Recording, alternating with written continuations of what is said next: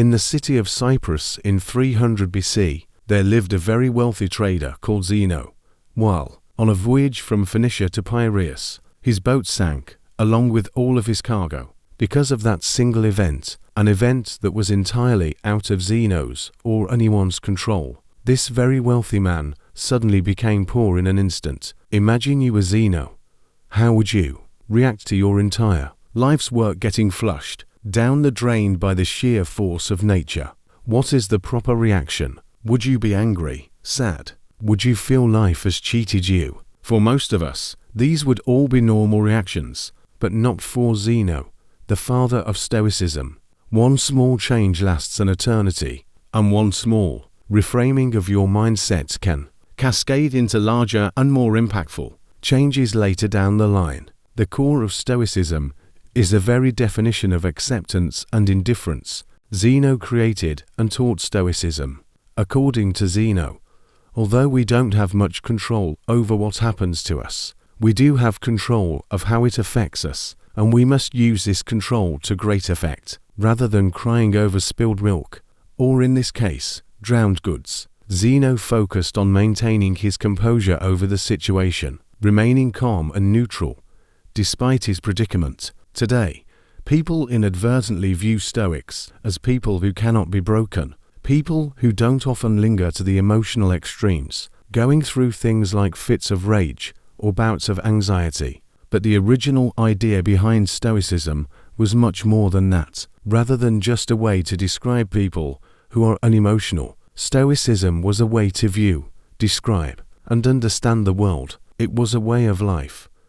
And that way of life has lasted for centuries. Stoic philosophy can be applied to situations today the same way it was applied thousands of years ago, and its benefits are just as impactful. Stoicism allows us to process these negative emotions from negative experiences and turn them into the thoughts that give us a unique perspective of the world. Perspective is everything, and everyone in the world has different experiences and thus different perspectives on things. Since the Stoics gathered, discussed, and taught philosophy in a public place, their general philosophy was widely known. They believed that Stoic principles could greatly benefit anyone and everyone, and so it didn't make sense for them to hide that knowledge behind the four walls of a school or of the palace courtyards. As a result, everyone from slave to emperor could learn and become a Stoic, and they did. Some of the world's most notable Stoics include Epictetus,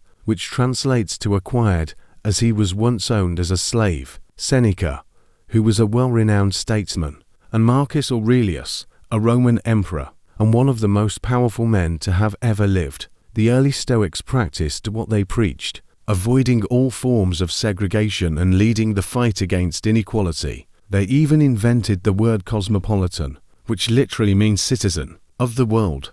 When people hear that word now, we think of cities like New York, Toronto, Dubai, and London because of how diverse they are. This was the type of unity and togetherness that the Stoics preached. At the time of Stoicism's foundation, women weren't allowed to pursue philosophy, but Stoics disagreed with that completely. Musonius Rufus, Epictetus' teacher, once said, "It is not men alone who possess eagerness and a natural inclination towards virtue, but women also. Women are pleased no less than men by noble and just deeds, and reject the opposite of such actions. Since that is so, why is it appropriate for men to seek out and examine how they might live well? That is, to practice philosophy, but not women." Even at a time when it wasn't popular, women were allowed to freely learn about Stoicism and become Stoics themselves. So why do so many people adopt Stoicism as a way of life?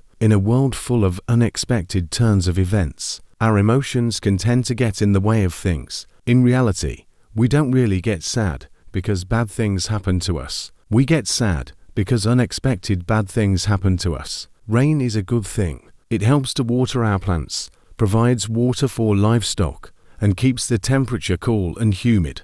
But the truth is, when that dark cloud catches you outside without an umbrella, it's never a good experience. So why don't we start crying once it starts to rain? It's because although the situation is bad, we've learned to expect rain. It's something that is unavoidable. We can't control the weather. Although it sucks, the rain passes and the light returns. Stoicism teaches us that in the same way, we should expect that everything bad that can happen will happen. Picture the worst outcome and be content knowing it could happen. One of the Stoic exercises is known as voluntary discomfort, an exercise aimed at increasing feelings of gratitude. Sleep on the floor of your kitchen, taking cold showers when you normally take hot ones, eat nothing but potatoes for a few days. Things like this. This exercise helps you to understand that no matter how hard it gets, you'll still survive and potentially thrive if your mindset is right. By being able to withstand these uncomfortable situations, we indirectly prepare our mental for future misfortunes.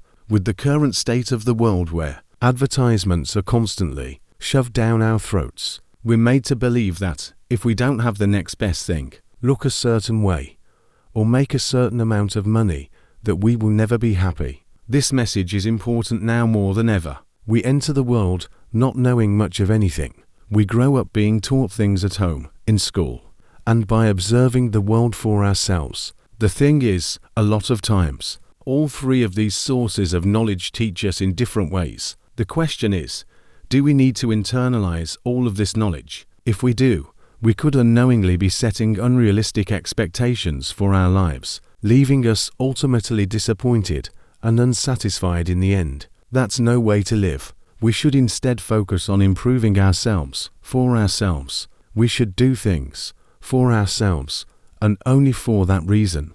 Attaching any external hope or secondary attachments to the actions we take almost always lead to disappointment. Most of the time, we end up trying to fill that emptiness with external things, blowing all your money on a fancy car, a house, or even starting a family. Sometimes we do all of these things for their external value and not their internal value. But Stoicism teaches that if you approach life this way, you place your happiness in the hands of external forces, forces that can always fail. Cars almost always break down, natural disasters wipe away entire cities, and divorce rates climb higher and higher each year. But even the free things in life come at a cost. The cost of space, both physical and mental. As Seneca once wrote, learning to live with less will create space in your life for the things that truly matter to you. Instead, we must place our happiness on our intrinsic value as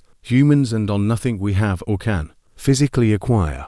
We must choose to do our best to keep a cool head, regardless of what life throws at us, because regardless of what it is we want, at the end of the day, we don't have any control over the majority of things that happen to us, but we do have all the control over how we react to those things. That is the dichotomy of control, the most important principle in Stoic philosophy. In the words of Epictetus, the chief task in life is simply this: to identify and separate matters so that I can say clearly to myself which are externals, not under my control, and which have to do with the choices I actually control. Stoics teach that we must learn to separate what we can control from what we cannot control. We need to determine our value not from things we can't control, but from the things we can. Striving towards goals is a good trait, but breaking down when those things don't go your way is, in a Stoic's point of view,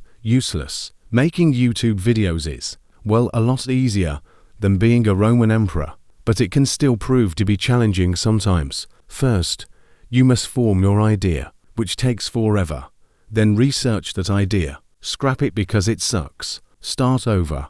Script the video. Create the video. Edit it. Make the thumbnail, title, and everything else before you hit upload. Everything up until the point where you click upload is all up to you. However, once you click the upload button, the power shifts to the YouTube algorithm. Still, a lot of people judge the success of their YouTube channel or Instagram account based on how many views and subscribers or followers that they have, metrics of which for the most part are beyond your control. Stoics teach that instead, you should judge the success of your work based on the amount of effort you put in, and not the outcome of your external hopes. Trust the process. Living with less means unbinding yourself from the societal handcuffs that you've essentially put yourself into. Think about a person who has been working hard at their job for the past 6 months. He now feels he deserves a promotion, and so he walks up to his boss with his performance report. The boss says thanks,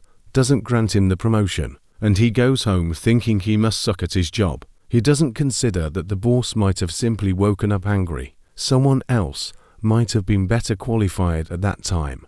Or maybe the company was just losing money and just couldn't afford it. He doesn't know the reason, but he's still upset. If he simply placed his value on the quality of the performance report he turned in, kept doing what he was doing to earn the promotion he wanted, he could have been much happier overall. With the right perspective, his goal wouldn't have been diminished, but just postponed. It's this reframing of your mindset that is crucial. A true Stoic does not view their successes based on the financial gain of their ventures, but is comforted by the fact that they can live a comfortable life without all the things money can buy.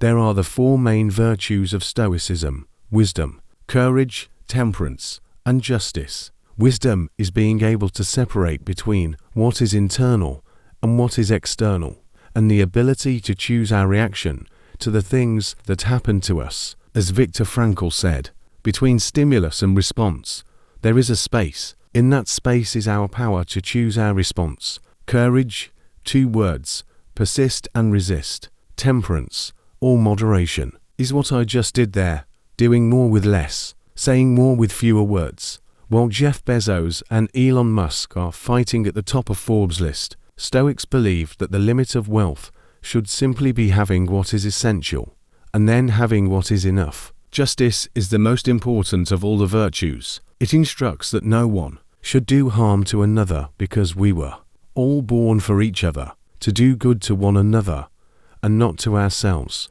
Nelson Mandela was one of the most famous African leaders in the world. While he was fighting against apartheid, he got sentenced to life imprisonment where he stayed for 27 years before finally being released. When he was released from prison, he was elected president of South Africa, and thus many people thought he was going to brutally punish all the people that had anything to do with apartheid or his imprisonment, but of course he did not. Throughout his time in prison, Mandela read the works of Marcus Aurelius and learned many of the core values of Stoicism, all of which he practiced throughout his life. Instead of calling for the heads of the wrongdoers, Nelson Mandela urged his people to instead seek the opposite, to relax and rebuild. He stressed that the past was now beyond their control, and that the only thing they could do was to find a way to move forward and build a better nation. This is the way of the Stoic. In modern-day medicine, Stoicism is at the core of procedures like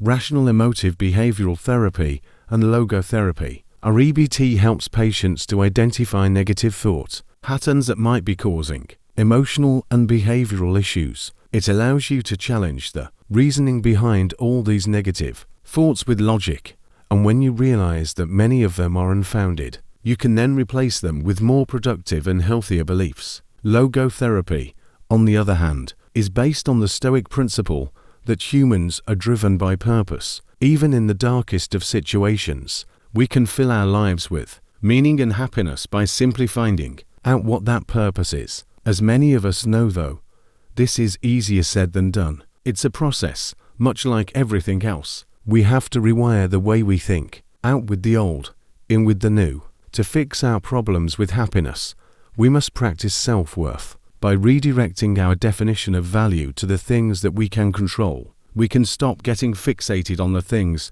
that we cannot control, and overall, we can lead a much happier and more fulfilling life.